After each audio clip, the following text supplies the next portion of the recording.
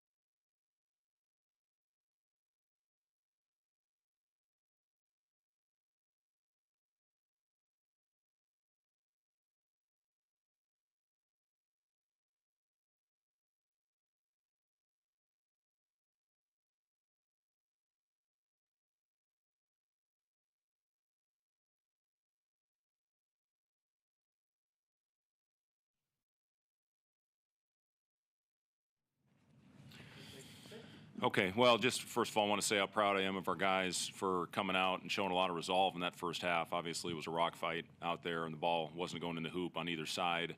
But we didn't hang our heads after missing, I thought, some really good looks out there, and we kept guarding. And, I was really proud of Denham. He had a really tough assignment with Sensabaugh, who's one of the tougher covers in this league. You see that body, how strong he is, how he gets to his spot.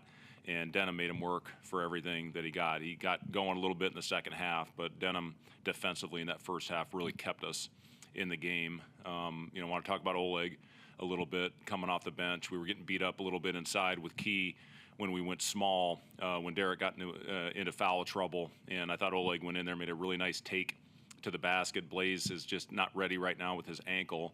So he was an emergency only situation tonight, but Oleg went out and gave us really good minutes.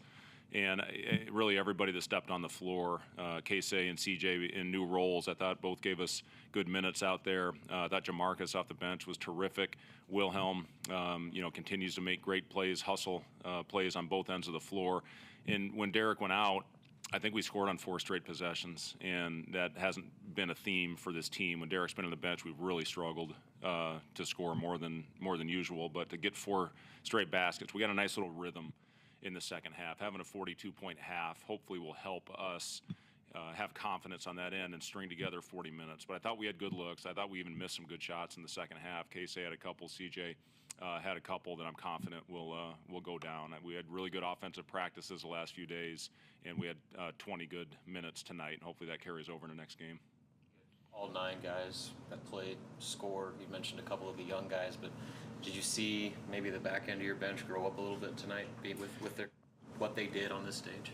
It's what it's all about for a bench player, sometimes guys that are out of the rotation, to get an opportunity like this and take advantage of it. And I was one of those guys. I mean, I was a bench player for a lot of my career. I was an out of the rotation guy, and when my name was called, I always did everything I could to try to be ready. And I give our guys a lot of credit for continuing to do that. Oleg is one of the hardest workers. I've talked about him in the past. Denham is in shooting every day, and then he comes back at night and shoots on the gun, and it just gets that extra work in to the chance that he's getting right now. Jamarcus continues to impress me, especially defensively. Had a couple nice takes, had a big 3 for us. But what he has done to pick up our defensive schemes has been terrific. CJ's been getting a ton of extra work the last couple days, and he made 9 threes in practice yesterday. So it's one of those things where that lid's going to come off. We're going to have a game, I hope, where we knock down double-digit threes and hopefully run away with one. But this team is working hard. Proud of the resiliency after 2 tough games. We talked about if we win the glass, we'd have a good chance to win this one, and I think we ended up winning the battle of the boards by 1. So that's a huge key for our team. And you can see the theme of wins versus losses. A lot of that has to come down to the rebounds. Speaking of CJ, what was the thought process on starting Casey over him today? I just wanted to change up. I went out to lunch with CJ the other day and just had a conversation, and it was in his mind as well, just to change up his rhythm and change up his flow. And he, took it great.